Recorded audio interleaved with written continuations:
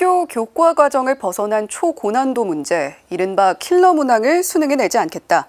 정부와 여당이 학교 교육을 강화하고 사교육 부담을 줄이겠다면서 이렇게 밝혔는데요. 교육시민단체 사교육 걱정 없는 세상 정책대안연구소 구본창 소장님과 함께 오늘 이 이야기 나눠보도록 하겠습니다. 소장님 어서 오세요. 네, 안녕하십니까? 네, 우선 이 질문부터 드려야 될 것 같습니다. 이 킬러 문항 삭제가 올해 대학 입시를 어떻게 바꿀까?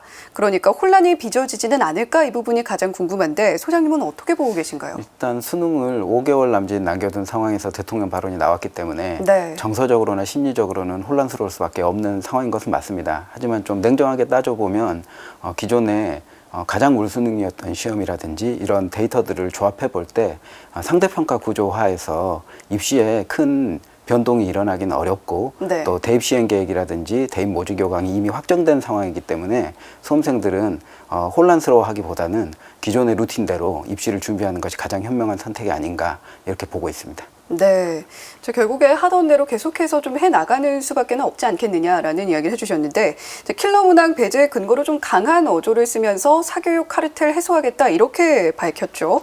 킬러 문항 때문에 사교육이 초래된다 이런 주장에 대해서는 어떻게 좀 보고 계신가요? 일단은 이제 초고난도 문항을 대비해주는 이런 상품들이 사교육 상품으로 나오고 있는 그런 상황이기 때문에 네.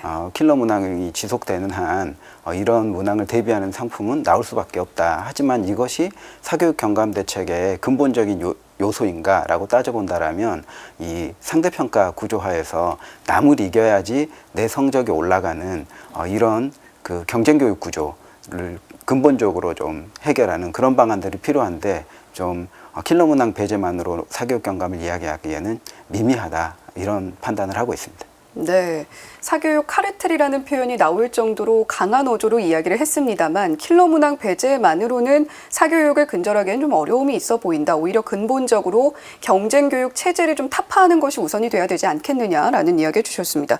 자, 사실 취지에 공감하는지의 여부를 떠나서 수험생들 입장에서는 혼란스러울 수밖에 없을 텐데 지금 수능 난이도와 변별력 논란을 막고 또 출제 시스템을 안정시킬 다른 방법은 없는지도 궁금합니다. 어떤 대안이 필요하다고 보시나요? 일단은 2025학년도부터 고등학교에 고교학점제가 전면 되기 때문에 작년에 2022 개정교육과정이 고시된 상황입니다.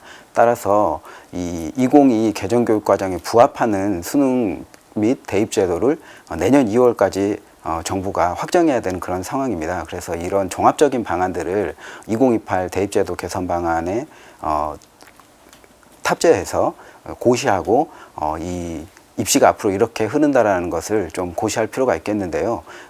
이 지금까지 수능은 교육과정하고 부합되지 않는 그런 면들이 많이 있었기 때문에 논술형 일부 문항을 만든다든지 또 시험 범위를 교육과정과 부합하도록 만든다든지 또 평가 방식을 상대평가에서 절대평가로 전환한다든지 이런 등등의 여러 가지 방법들이 개선 방안 안에 들어와야 될 것 같습니다. 네.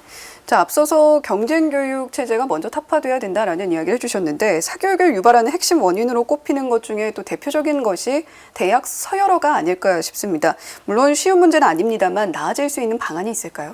일단 이제 대학 서열에 의해서 그 채용 시장 내에서 임금이라든지 승진 체계도 좀 달라진다라는 인식이 있기 때문에 대학 서열에 목매고 또 대학 입시가 이렇게 과열된 경쟁 구조로 되는 상황이기 때문에 방법은 사실 소수의 상위권 대학 몇 개에 가야 된다라는 이런 인식을 주는 것이 아니라 보편적으로 상당수의 대학의 질을 끌어올리는 그래서 좀 대학 네트워크 정책이라든지 그래서 저희 단체는 대학 입학 보장제라는 방안을 제안한 적이 있는데요.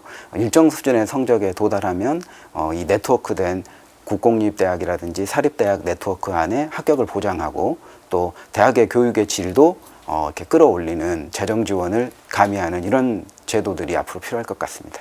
네, 전반적으로 결국에는 대학의 질을 전반적으로 높이는 것이 필요하겠다라는 말씀 해주셨습니다. 자, 지금 정부가 내놓은 사교육 경감 방안, 공교육 경쟁력 확보 대책에 대해서는 어떻게 평가를 하고 계신가요? 일단 이제 공교육 경쟁력 제고 방안 내에는 상당한 사교육 유발 요인들이 포함되어 있어요. 자사고, 외고, 국제고를 존치한다든지 또 초3, 중1 학업 성취도 평가를 전수로 확대한다든지 그다음에 고교학점제 시 고1은 9등급 상대평가를 유지한다든지 이런 부분들은 이 경쟁교육을 부풀려서 사교육을 유발할 수 있는 요인들이거든요. 그래서 이런 부분들에 대한 정부 차원의 이 그 방향 수정이 필요한 상황이라고 보고 있고요. 사교육 대책으로 내놓은 것도 대부분 사교육 대체적 공급 정책인데 사실은 사교육을 근본적으로 억제하려면 사교육 유발 요인을 억제하는 대책들이 나와줘야 되거든요. 그래서 그런 측면에 있어서 이 방향 수정이라든지 또 추가적인 사교육 유발 요인 억제 정책들이 나와야 되는 상황이라고 보고 있습니다. 네. 사실 뭐 학교의 기능에 대해서도 이야기가 나오고 있는데 학교가 교육 본연의 역할에 충실하려면 무엇을 또 어떻게 하는 게 필요할까요?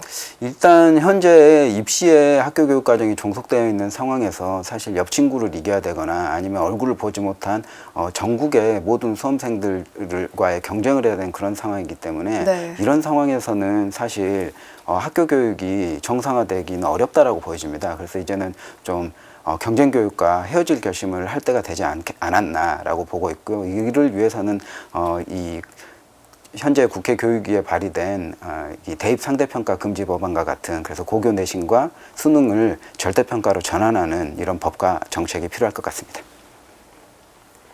네, 근본적으로 경쟁 교육에서 벗어날 수 있는 경쟁 교육 체제와 헤어질 결심을 해야 되는 그 제도적인 기반들이 마련이 되어야 한다라는 이야기를 해주셨습니다. 지금까지 사교육 걱정 없는 세상 정책대안연구소의 구본창 소장님과 함께 이야기 나눠봤습니다. 오늘 말씀 고맙습니다. 네, 감사합니다.